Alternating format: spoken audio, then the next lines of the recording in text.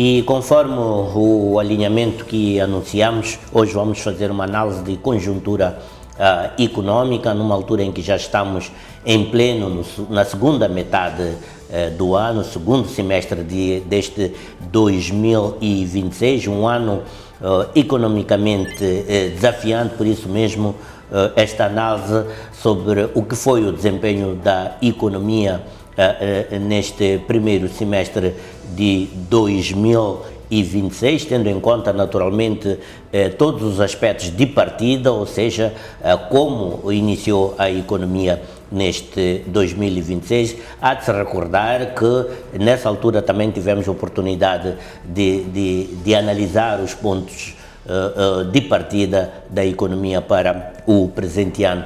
Conosco está o economista Eduardo Sengo, a quem convidamos para nos auxiliar a projetar esta imagem daquilo que foi o desempenho da economia, numa altura em que também entidades relevantes e oficiais, entre elas o Banco de Moçambique, o Ministério das Finanças, já divulgaram aquilo que são os seus balanços econômicos do primeiro semestre. Refiro-me em concreto aos principais indicadores macroeconômicos, fiscais, monetários e sociais, e ainda do lado do setor externo da economia. Eduardo Sengo, mais uma vez, bem-vindo ao Semanário Econômico, boa noite. O que foi para si, em termos gerais, este primeiro semestre de 2026, e tendo em conta os desafios que já tínhamos apontado em janeiro e fevereiro, mais ou menos, como é que estes desafios foram endereçados, designadamente por parte do Governo e as suas entidades relevantes? Muito obrigado, boa noite a todos e obrigado pelo convite. De facto, para mim, a minha nota inicial sobre aquilo que foi a economia no primeiro semestre de 2026, diria que foi de uma recuperação moderada e, acima de tudo, mais do que recuperação, foi de uma inversão da marcha, da tendência de crescimento, da desaceleração da economia como um todo. Nós, em 2025, dizemos uma desaceleração total da economia. Em 2026 começamos a ter uma inversão desta tendência, alguma desaceleração em alguns setores, acompanhada ou combinada com alguma recuperação de outros setores. Mesmo nos setores nos quais tivemos alguma desaceleração, comparativamente àquilo que aconteceu no trimestre homólogo de 2025, portanto no primeiro semestre, ou no sequencial, no caso no segundo semestre de 2025, notamos sempre uma melhoria em tudo. Portanto, falamos desde a questão da agricultura, portanto, o setor do comércio, o setor dos transportes, e estes setores foram muito afetados. O setor do turismo, hotelaria e restauração, foram muito afetados pelas disrupções logísticas, com tensões que nós tanto convivíamos com eles durante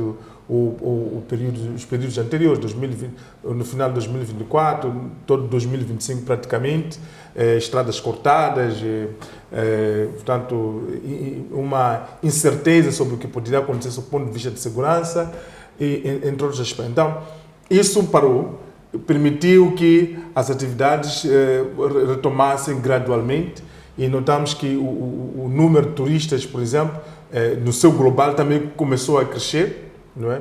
Começou a crescer e nós, é verdade que naquilo que é o pico, o primeiro pico do ano, não conseguimos ainda atingir os melhores níveis. Portanto, o pico do ano, que é a época da Páscoa, portanto, as férias da Páscoa, geralmente costuma ser o primeiro pico de turismo, depois temos o segundo no início de outubro, e depois o último já novembro, dezembro, não é? Que geralmente costuma ser dos maiores, né? Então, e nós também marcamos um crescimento do consumo privado, que é uma peça importante. Nós, em 2025, nós tínhamos tido uma desaceleração de cerca de 3,7% do consumo privado. E começamos no primeiro semestre deste ano a notar uma recuperação deste consumo e conseguiu crescer a 1,8%. E uma coisa importante é que, apesar do ligeiro recuo do consumo público, que é do lado do Estado, que tinha crescido 0,5% no outro semestre e agora cresceu apenas 0,2%, o consumo privado, de alguma forma, ajudou a assegurar, portanto, as dinâmicas econômicas, portanto, de forma geral. Ainda não atingimos aquilo que é o crescimento desejado, do ponto de vista médio dos outros anos. Obviamente, temos desafios muito importantes, que é a questão do próprio poder de compra da população, de uma forma geral, mas o crédito ao consumo também, o crédito no seu todo, que não está a crescer, e o crédito ao consumo costuma ser o motor do financiamento deste consumo, não é? Para que possamos, portanto, ter uma expansão mais rápida da procura agregada. E isso também resulta das medidas prudenciais que são tomadas desde o regulador, que é o Banco Central, o Banco de Moçambique, e os próprios regulados, que são os bancos comerciais, que de alguma forma restringiram, adotando medidas mais severas do ponto de vista de análise de risco. E antigamente poderia o consumo, o crédito, o consumo ser suficiente, o salário para obter este crédito. Hoje em dia já não, é preciso ter garantias adicionais, mesmo se tratando de consumo, o que significa que se tornou mais difícil para a obtenção de mais restrições na concessão do crédito. Quando olhamos para o retrato que temos, está dentro daquilo que foram as previsões iniciais ou houve comportamentos relativamente surpreendentes no desempenho da economia nesta primeira metade do ano? No que diz respeito ao consumo privado, não. Acho que a perspectiva era um pouco mais, não é? Certo. Tanto mais que a própria previsão de crescimento do PIB, na verdade só temos agora disponível do primeiro trimestre, vamos ver qual será do segundo trimestre, era maior do que foi registrado. Mas isto tem um pouco a ver com o contexto que nós vivemos no primeiro semestre, particularmente no primeiro trimestre. Os choques climáticos que nós tivemos, tiveram uma adversidade de tal que condicionaram todo o processo logístico em Moçambique, não é? Condicionaram a distribuição de produtos, condicionaram particularmente essa aí vem uma das razões as quais porque que não atingimos os números desejados no pico do turismo, por exemplo, na época da Páscoa, porque as vias de acesso para o turismo no interior ou mesmo a nível das zonas marítimas não estavam nas melhores condições. E geralmente este turismo, os números da Páscoa são feitos pelos sul-africanos, em grande parte. Depois temos outros países, mas os sul-africanos é o que fazem. Quando já chegamos no verão, é quando começamos a ter outras nacionalidades a crescer muito mais. E recorde-se que os turistas sul-africanos usam grandemente a via terrestre e as vias terrestres não estavam interrompidas, estavam condicionadas. Os principais pontos o outro de aspecto procura. Que, na minha opinião, não era esperável que tivesse esse comportamento, pensava que poderia ter se recuperado, era o crédito, que obviamente acabou condicionando todos os outros indicadores. Obviamente que a inflação, com os choques climáticos que nós tivemos no primeiro trimestre, acabou acelerando um pouco mais do que, tanto a medida, saindo um pouco daquilo que é o intervalo ou a banda daquilo que é o comportamento dos preços quando nós estamos no período do segundo trimestre, que é geralmente o período de baixa inflação ou até deflação em alguns momentos, em alguns anos. Mas neste ano tivemos os choques climáticos, tivemos a questão dos combustíveis, tanto o crescimento dos preços dos combustíveis que não estava previsto inicialmente. Tivemos a guerra do Iraque, Irão e Estados Unidos já em fevereiro, março, que era um choque completamente fora das previsões e que levou o barril de petróleo a subir para cerca dos 100, saindo dos 60 para cerca dos 100 dólares o barril inicialmente, depois baixou ligeiramente, mas isso criou com que os custos logísticos de próprio combustível pudesse disparar em Moçambique, e nós tivemos a subida do preço de gasóleo em particular, que está a cerca de 116 meticais o litro, que foi uma subida tanto fenomenal. E como é que analisa as respostas que foram sendo dadas, estas disrupções e desafios que foram colocados na economia nesta primeira metade do ano, tendo em conta também o fato de que entramos para este 2026 com um certo ímpeto reformista, tem sido essa tônica do lado do governo para recuperar e acelerar o crescimento econômico? Penso que temos algumas respostas que vale a pena destacar. Começamos por esta no setor de combustíveis, né? Onde, para além da sua reestruturação, nós sabemos que hoje agora foi criado o ENAP, tanto a empresa nacional de importação dos combustíveis, sim, exato, ENAP, e que vai substituir a Hemopetro, tanto no processo do procurement e toda a logística tanto dos combustíveis. Isto ajuda a resolver algumas ineficiências que foram particularmente detectadas neste período de crise, não é? Como é que o Estado poderia intervir e dar um determinado rumo à situação que nós estávamos a ver com a situação dos combustíveis. Portanto, esse é um aspecto importante. E não só, havendo o problema que estava-se a viver a nível do mercado, significa que o Estado pode pensar médio e longo prazo e encontrar outras soluções, como chama-se G2G, que são acordos de fornecimento de combustíveis. É verdade que isto não pode servir para sempre, mas os acordos bilaterais de fornecimento de combustível funcionam para ajudar a garantir, vamos dizer o seguinte, a eficiência do mercado, sob o ponto de vista dos custos e quantidade. Não é? Uma certa estabilidade no fornecimento e continuidade. Exatamente, uma certa estabilidade até um certo ponto. Sim, um certo ponto. E, obviamente, a questão dos próprios preços,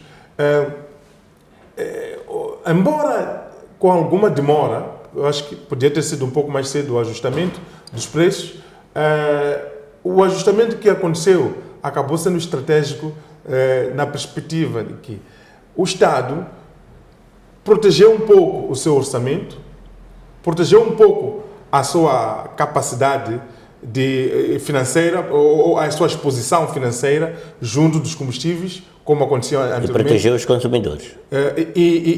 Portanto, ajustou o gasóleo em cerca de 36 meticais, o que foi um grande ajuste. Mas embora se tenha dito que esse ajuste ainda não é nos níveis da eficiência econômica aplicável. Mas estes 36 meticais, se o governo tivesse mantido a política anterior de não ajustar, significa que teria que subsidiar esses 36 meticais e subsidiar a todo consumidor, sem distinção. Estamos a falar das empresas, do cidadão que até tem capacidade particulares, até embaixadores que usam esses combustíveis, estariam a ser subsidiados.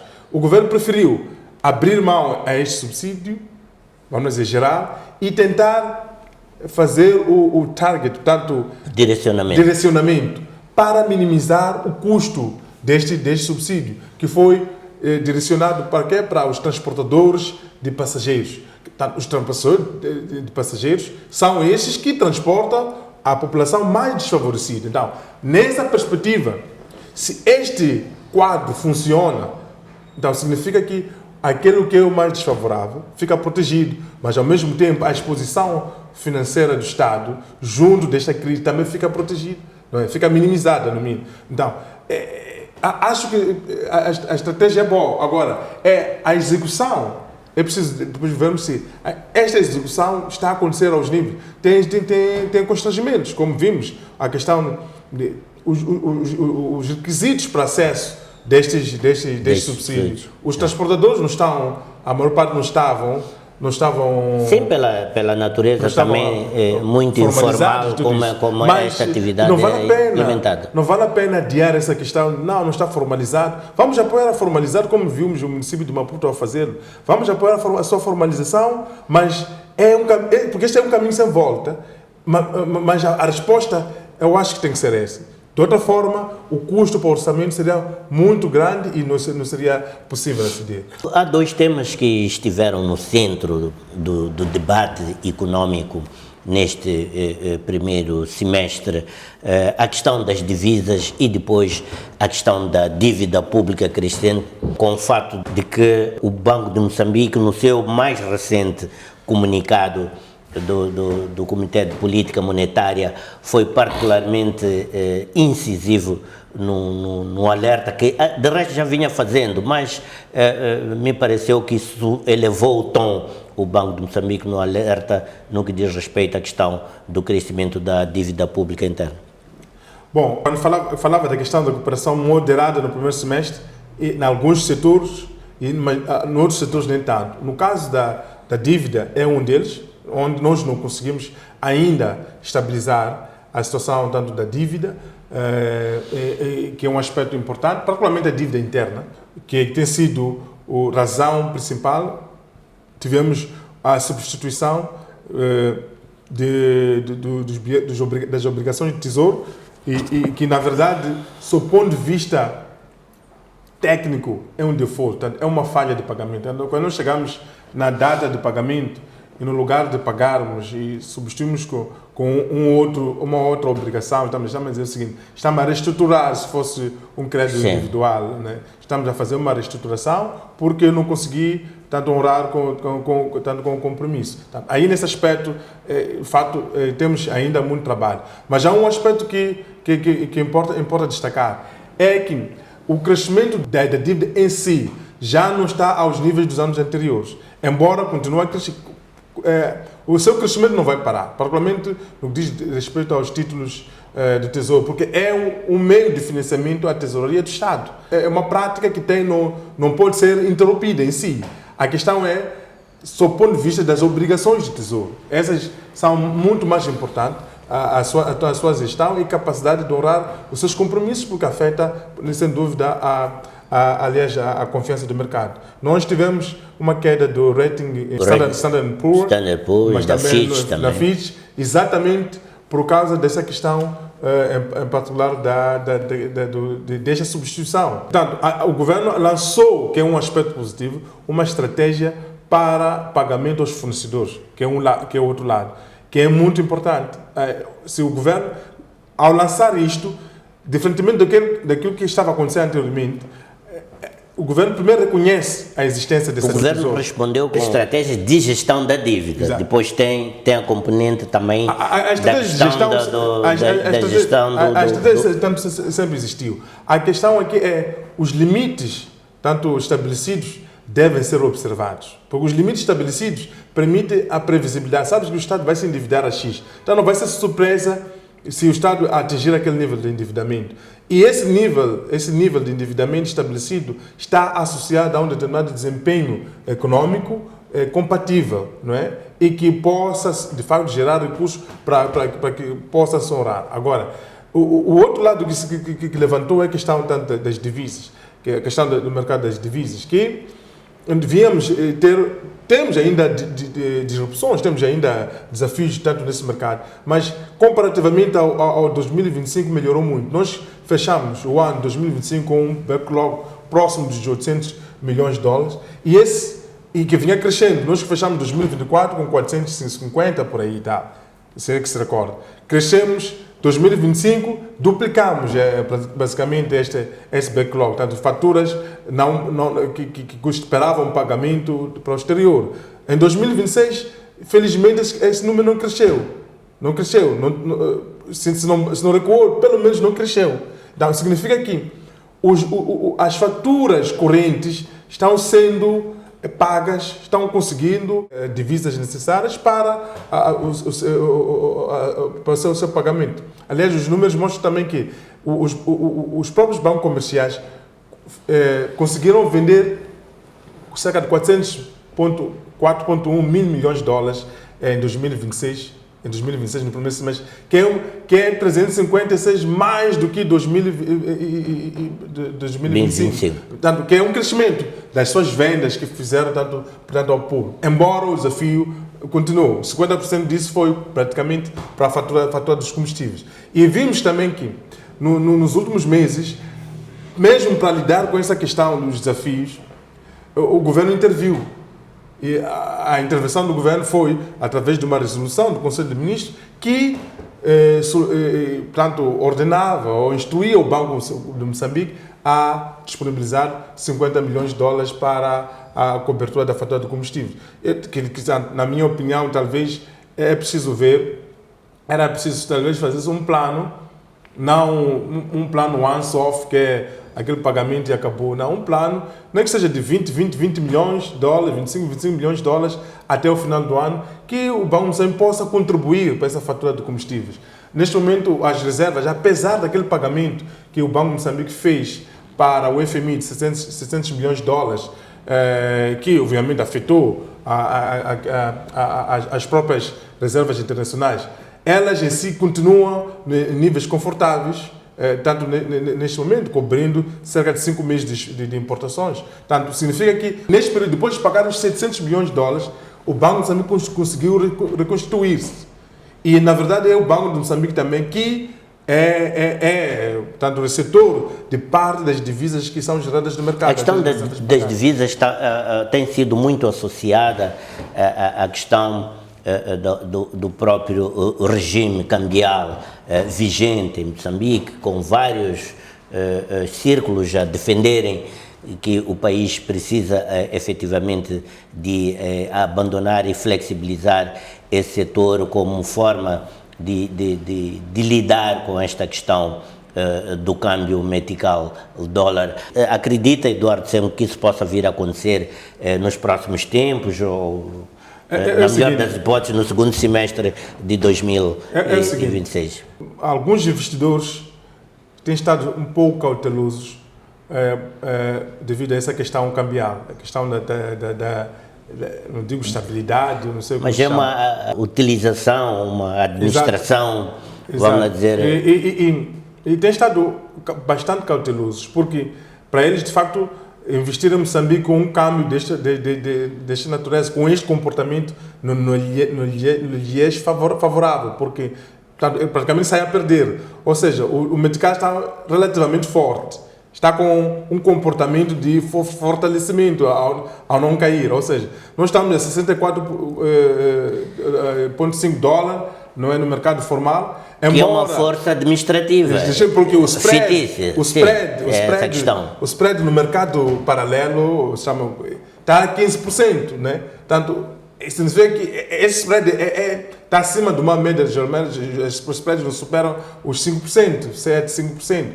Então, isso é o dobro. Isso significa que eles estão a sinalizar, de facto, que aquele câmbio é administrado.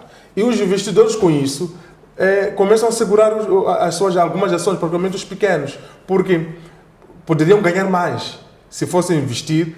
Quem traz o dólar e vem investir em Moçambique a 64, o seu poder de compra é 64 por dólar, não é? Mas se ele trouxer, enquanto está 70, o poder de compra são 70 meticais. Então, é preciso olhar para esse aspecto. E a questão é que alguns investidores começaram a criar a ideia de que o governador do Banco Central, que é, entre aspas, o líder desta administração do câmbio, ele vai embora, não vai renovar o mandato. Com as declarações recentes do próprio governador do banco, só reforçaram esse sentimento dos investidores. E então, vale a pena esperar ele sair, nós vamos investir. Não é? Então, de alguma forma... Estamos no modo de espera agora. De alguma forma, as próprias declarações em tom de despedida, eu já não vou renovar, e tudo, de alguma forma, pode não ter caído bem para aqueles que pensavam em tomar decisões específicas de investimento. Mas, de uma forma geral, diria que nós temos sim uma melhoria na situação do mercado cambial, embora a questão da taxa de câmbio administrada continue a ser um desafio muito importante e que deve ser lidado. Não é só para esses investidores, mas também para garantir a fluidez da moeda, da divisa no mercado. Porque o exportador que detém essa divisa, ele não liberta imediatamente, porque não é atrativo o câmbio, não é? E nem sequer tem um risco cambial por gerir. Então, prefere manter assim como está, até ser obrigado, seja por lei, ou que das conversões obrigatórias, ou então por necessidades tanto próprias. Em jeito de conclusão, para si, qual é o maior desafio econômico nesta segunda metade do ano? Bom, o maior desafio econômico será a grande expectativa é que isto de fato aconteça e que seja numa magnitude satisfatória, sob o ponto de vista daquilo que é para mudar o comportamento tanto anterior. O outro aspecto era tentar relaxar um pouco algumas medidas sob o ponto de vista medidas prudenciais sob o ponto de vista do crédito ao consumo, porque isso poderia ajudar também a rápida recuperação econômica, tanto curto e médio prazo. Não temos dúvida, pessoalmente não tenho dúvida disso. Isso ajudaria a acelerar o consumo privado, não é? Que é muito importante para que a demanda agregada no seu todo possa expandir e tenhamos um crescimento tanto satisfatório. O outro aspecto que não temos dúvida é que nesse segundo semestre começa a acontecer as exportações dos produtos agrícolas. Nós estamos a finalizar agora a comercialização dos produtos agrícolas que foi lançada a campanha há 2, 3 meses atrás. Então, a exportação desses produtos começa a acontecer. E essa exportação resulta em receitas fiscais, mas também em divisas para o mercado, que é muito importante para lidar com os desafios que nós estamos. Então, se nós pudermos ser mais eficientes a escoar esses produtos, do ponto de vista logístico, do ponto de vista de controle desses produtos, então poderemos maximizar os seus benefícios tanto para o mercado e termos um segundo semestre melhor do que 2025. Não melhor que 2020, primeiro semestre de 2026, mas tem que ser melhor que com o período homólogo. O perfil dos segundos semestres, dos períodos homólogos, certo, que é o período sempre de aceleração tanto da economia.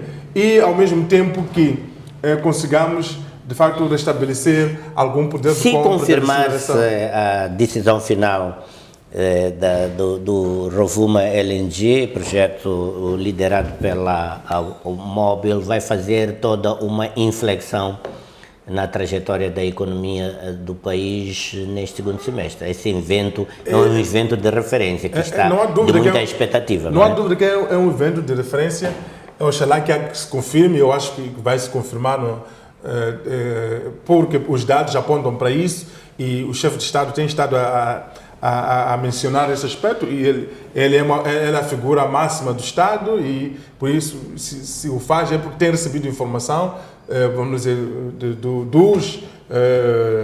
da equipa que trabalha nesse aspecto e está a avaliar o passo a passo para onde este projeto está andando. Por aí eu acredito que vai acontecer. Mas, mais do que isso, nós precisamos acelerar a economia doméstica. Nós, nos períodos que estamos a ter a desaceleração da economia, a economia do lado do gás continua a crescer.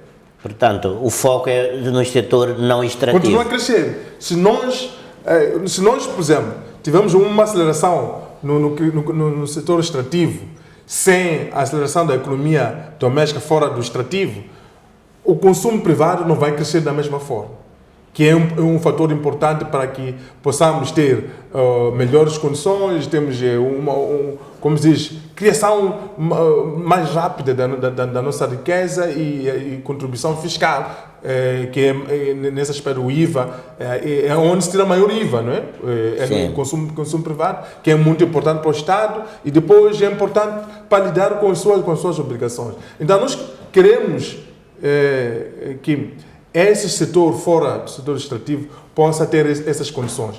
E por isso, as áreas ou as ações que eu delineei anteriormente, as perspectivas que eu delineei anteriormente, podem ajudar a fazer isso, mas, obviamente... Será necessário intensificar reformas nas áreas fora do setor extrativo. Exatamente. Muito obrigado, Eduardo Sengo, por esta participação e ter partilhado conosco esta reflexão relativamente ao desempenho da macroeconomia de Moçambique no período primeiro semestre de 2026, numa altura em que diversas entidades relevantes e oficiais disponibilizaram dados relativamente a esse período e na melhor das hipóteses, até o primeiro trimestre de 2026. Foram essas as informações que serviram de base para este exercício analítico que estivemos a realizar.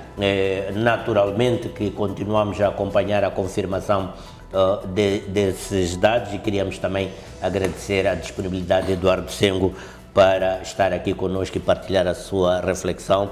Obrigado pela sua participação e até uma próxima oportunidade. Muito obrigado.